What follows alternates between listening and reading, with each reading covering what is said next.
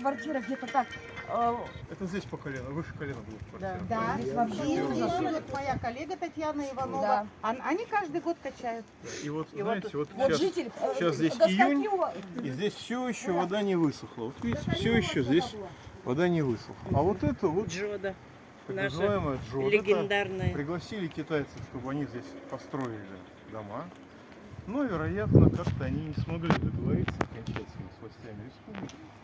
Поэтому вот это вот все осталось.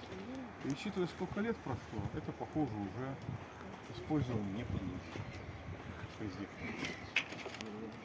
Ну, у нас официальный документ есть. Судом установлено, сюда вложили деньги местного бюджета, и так и обещания остались на бумаге. Даже решение суда есть. Видите, это огромные деньги, на которые можно было Это 170 миллионов.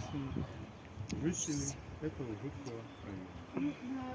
Поскольку вот арбитражным судом было установлено, сюда было порядка 30 миллионов вложено. Не 30, а 170. 170. Но, по крайней мере, есть судебный акт на 30 миллионов о том, что администрации города Иркутска был нанесен ущерб на эту сумму, на 30 миллионов. Там, наверное, региональный бюджет. Нет, местный бюджет. Местный бюджет.